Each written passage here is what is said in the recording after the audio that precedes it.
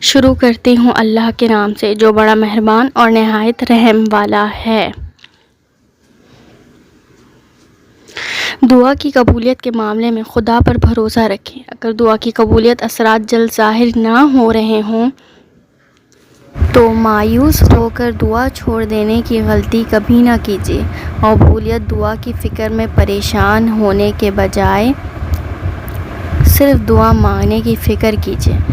حضرت عمر رضی اللہ عنہ فرماتے ہیں، مجھے دعا قبول ہونے کی فکر نہیں ہے، مجھے صرف دعا مانگنے کی فکر ہے۔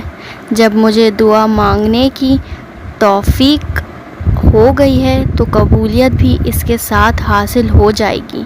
نبی کریم صلی اللہ علیہ وآلہ وسلم نے ارشاد فرمایا، جب کوئی مسلمان خدا سے کچھ مانگنے کے لیے خدا کی طرف منہ اٹھاتا ہے تو خدا اس کا سوال ضرور پورا کر دیتا ہے۔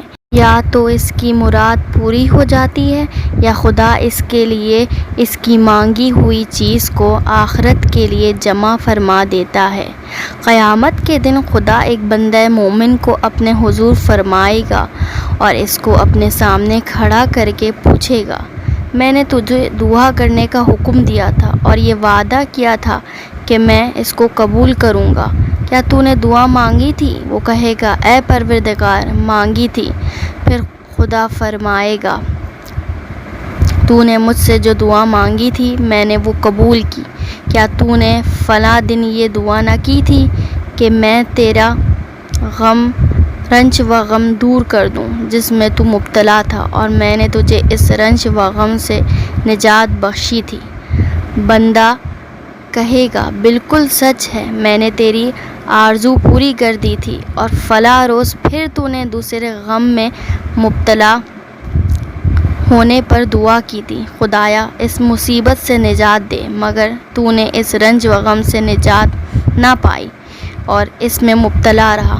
وہ کہے گا، بے شک پروردگار، تو خدا فرمائے گا، میں نے اس دعا کے اس جنت میں تیرے لیے طرح طرح کی نعمتیں جمع کر رکھی ہیں اور اسی طرح دوسرے حاجتوں کے بارے میں بھی دریافت کر کے یہی فرمائے گا۔ پھر نبی کریم صلی اللہ علیہ وآلہ وسلم نے فرمایا، مومن کی کوئی دعا ایسی نہ ہوگی جس کے بارے میں خدا یہ بیان فرما دے کہ یہ میری دنیا میں قبول کی اور یہ تمہارے آخرت کے لیے ذخیرہ کر کے رکھی۔ مومن سوچے گا، کاش میری کوئی دعا بھی دنیا میں قبول نہ ہوتی۔ اس لیے دعا مانگتے رہنا چاہیے۔ شکریہ۔ سب کو اللہ تعالیٰ جزائے خیر دیں، آمین۔